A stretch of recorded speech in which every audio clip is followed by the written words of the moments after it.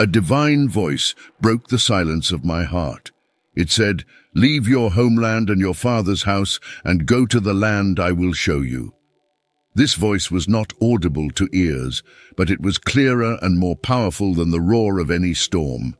The voice said, "I will make you into a great nation. I will bless those who bless you and curse those who curse you. And through you, all peoples on earth will be blessed."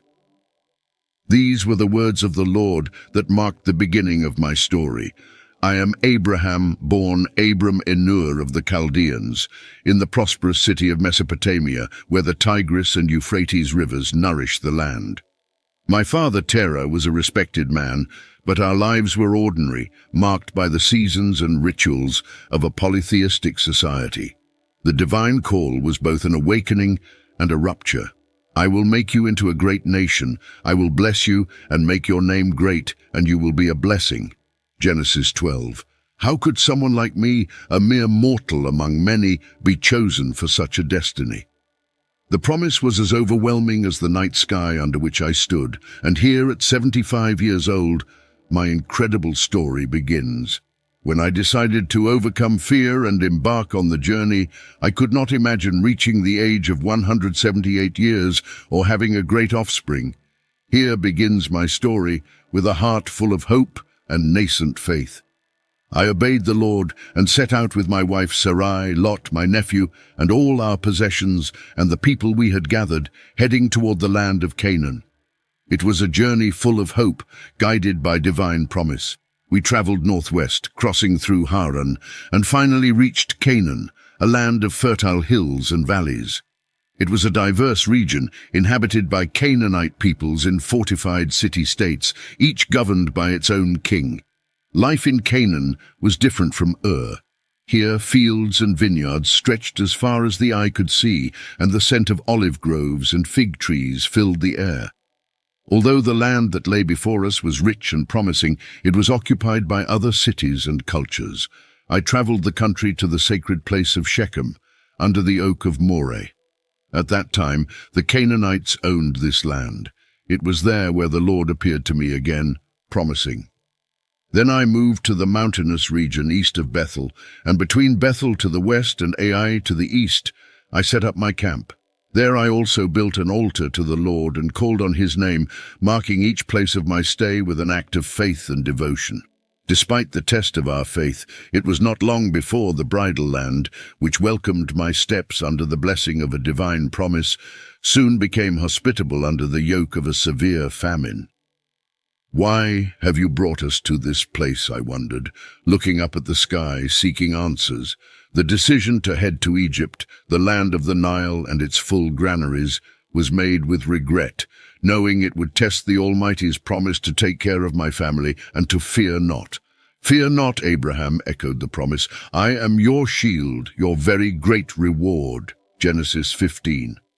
Even so, aware of Sarai's beauty and fearing for my life, I devised a plan. Sheep, cows, donkeys, maidservants, donkeys and camels marked my stay in Egypt, which was marked by the dissonance between the opulence of the palaces and the enslavement of many of its inhabitants. Yet the Lord inflicted great plagues on Pharaoh and his people because of Sarai. Pharaoh, realizing the truth, confronted me. "What have you done to me? Why didn't you tell me she was your wife? Why did you say she was your sister, allowing him to take her as his wife? Here is your wife. Take her and go." He ordered his men to escort us along with Sarai and all our property.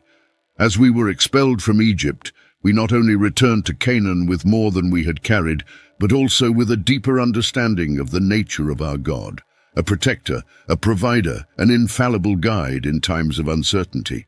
From Egypt, I went up to the Negev with my wife and all our possessions, and Lot came with us. By God's blessing, I had accumulated great wealth in livestock, silver, and gold. We continued our journey northward, returning to Bethel, to the place of our first encampment between Bethel and Ai, where I had previously built an altar to the Lord and where I called on his name again.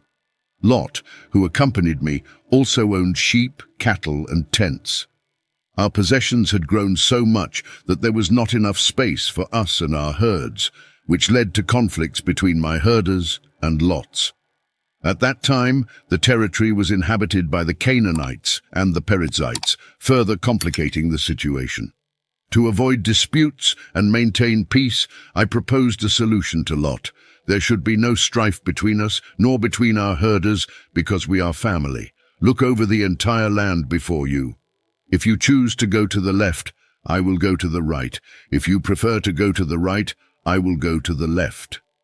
Lot looked out over the Jordan Valley, which was a fertile land reminiscent of the Lord's garden or Egypt before the destruction of Sodom and Gomorrah. He chose for himself the whole region of the lower Jordan and moved eastward, separating us physically. I stayed in Canaan while Lot settled near Sodom, whose inhabitants were known for their wickedness and sin against the Lord. After Lot and I parted ways, the Lord spoke to me again, reaffirming his promise. Look up from where you are, to the north, south, east, and west, for all the land that you see I will give to you and your descendants forever. I will make your descendants as numerous as the dust of the earth. If anyone can count the dust, then your descendants can be counted. Following the Lord's command, I traveled throughout the extent of the land, conscious of the divine promise granted to me. Eventually, I moved my camp and settled near the oaks of Mamre in Hebron, where I built an altar and communed with the Lord, grateful for his guidance and promises of blessing for me and my offspring. One day, the Lord came to me and appeared while I was sitting at the entrance of my tent in the oaks of Mamre during the hottest part of the day. When I looked up, I saw 3 men standing nearby. Without hesitation, I ran from the entrance of my tent towards them and bowed to the ground in a sign of respect and hospitality, saying, "My Lord, if I have found favor in your eyes, please do not pass your servant by. Stop and rest a while under this tree. Let me bring some water so you can wash your feet and rest under this tree. I will also bring a piece of bread so that you may refresh yourselves before you continue on your way, for you have come to your servant." For some reason they agreed, saying, "Do as you have said." Immediately I went to the tent where Sarah was and urged her, "Quick, take 3 measures of the finest flour and knead it and bake some bread." Then I ran to the herd, selected a choice, well-fed calf, and handed it over to a servant to prepare without delay. I served curds, milk, and the calf that had been prepared to our guests, who sat under the tree as they ate. When they asked about Sarah, my wife, I replied that she was in the tent. One of them, whose words carried the weight of divine promise, said, "I will surely return to you about this time next year, and by then Sarah will have had a son." Sarah, who was listening from the entrance of the tent, laughed to herself, disbelieving the idea of experiencing the joys of motherhood and fatherhood at our advanced age. The visitor, aware of Sarah's laughter, inquired, "Why did Sarah laugh, thinking, 'Can I really have a child now that I am old? Is anything too hard for the Lord? I will return to you at the appointed time next year, and Sarah will have given birth to a son.'" Frightened, Sarah denied laughing, but the Lord affirmed, "Yes, you did laugh." After the men departed towards Sodom, I pondered the divine purpose and prepared to bid them farewell. The Lord shared his plans with me, considering whether to hide what he would do in Sodom and Gomorrah, since I would be the founder of a great and blessed nation, chosen to teach justice and righteousness to my descendants. Before the imminent destruction of Sodom and Gomorrah, I approached the Lord, interceding for the city. "Will you indeed sweep away the righteous with the wicked?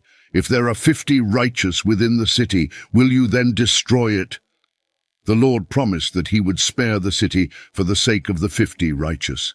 My concern for justice led me to further intercede, reducing the number of righteous needed to prevent the city's destruction to just 10.